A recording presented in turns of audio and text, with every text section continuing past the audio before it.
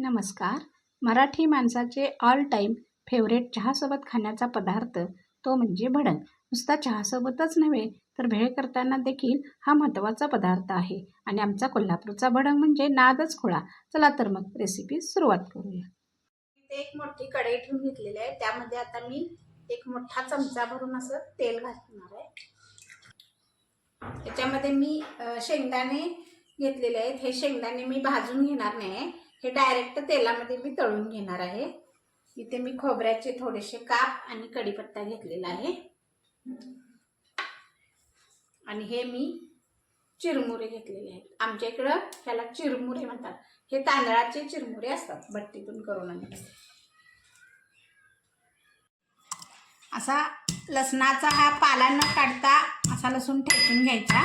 फक्त लसूण असा आपला असा हे झाला पाहिजे, चेपला पाहिजे, जास्त चेचायचं नाही आहे. असा झाला, असा लसूण घालायचा भडंगला आणि हा खरपूस तळायचा. आता हे आपलं चांगलं तेल तापलेलं आहे. याच्यामध्ये मी फोडणी देते आणि असं डायरेक्ट फोडणी देणार आणि त्यातच मी शेंगदाणे तळते. अगदी साध्या सोप्या पद्धतीने मी घरच्या घरी असणारे हे आपले सगळे साहित्यामध्ये हा भडंग करत आहे चिरमुऱ्याचा. हळद तेलात घातल्यामुळे आपल्याला ह्याचा कलर चांगला दिसतो.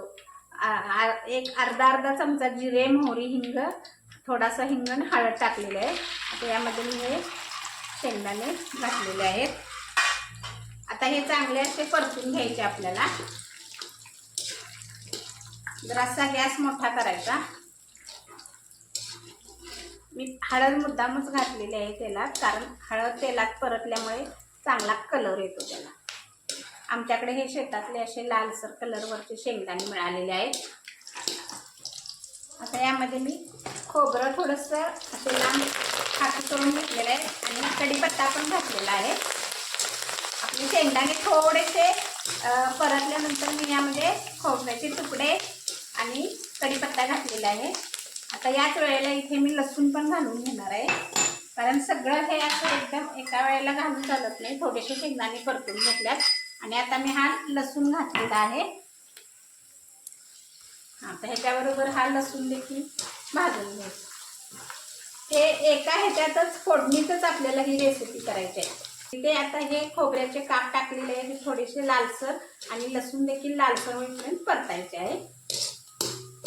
मी हे शेंगदाणे तळून परत काढायचे, परत नंतर सगळी डबल फोडणी करायची असं काहीच केलेलं नाही. असं साध्या सोप्या पद्धतीने मी एकदम असा सिंपल आणि पटकन होणारा असा मी हा भडंग बनवलेला आहे. तर यासाठी आमच्या सहसुगरण चॅनेलला आपण सबस्क्राईब करा, शेअर करा आणि बेल आयकॉन क्लिक करा, म्हणजे आपल्याला सर्व जुन्या रेसिपीसुद्धा आमच्या झालेल्या पाठीमागं आपल्याला सर्व दिसून येतील.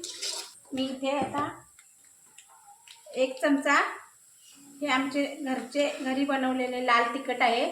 असे 2 चमचे मी इथे आता तिखट टाकलेले आहे आणि अर्धा चमचा हळद टाकलेली आहे. मगाशी थोडी घातलेली आहे. अजून थोडासा हिंग टाकलेला आहे. इथे धनेपूड केलेली अगदी थोडी टाकलेली आहे आणि गरम मसाला थोडासा टाकलेला आहे. आता मी हे हलवून घेते.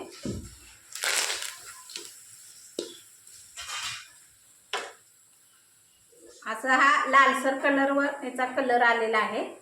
छोटे छोटे 2 चमचे मीठ घातलेले आहे आणि मी हे चिरमुरे यात घातलेले आहे.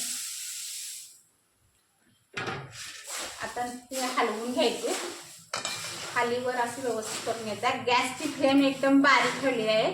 चिरमुरे घातल्यानंतर इथे एक टीप आहे, आपल्याला गॅसची फ्लेम अजिबात वाढवायची नाही आणि असं एकसारखं हलवून झालं की लगेच गॅस बंद करून घेऊन मग आपल्याला इथं चिरमुरे हलवायचे आहे. नाहीतर गॅस चालूच ठेवला तर आपले हे चिरमुरे चपटे होतात आणि मग भडंग आपला असा मऊ होतो. म्हणून आपण इथं थोडेसे हलवून झाले की लगेच गॅस बंद करून घ्यायचा आहे. तर आमच्या घरी सर्वांना भडंग खूप आवडतो आणि माझ्या मिस्टरांना तर संध्याकाळी ऑफिसवरून आल्यानंतर त्यांना भडंग खायची नेहमी सवय आहे. भडंगचा डबा कुठं आहे शोधतच बसतात, कारण चहाबरोबर त्यांना खूप भडंग आवडतो. असा हा भडंग साधासुद्धा मी घरी बनवते, तर इतका स्वादिष्ट आणि चविष्ट असतो. इथे मी ही अशी बारीक करून घेतलेली साखर आहे, ही 3 चमचे घालत आहे. साखरेमुळे ह्याला खूप छान टेस्ट येते. गरम मसाला, धनेपूड आणि साखर ह्याच्यामुळे खूप छान टेस्ट येते. तर हे पहा आमच्या सहज सुगरणचा असा भडंग एकदम छान आणि हा असा वाफाळलेला चहा. आपला स्नॅक टाइम खूप छानपणे एन्जॉय करा.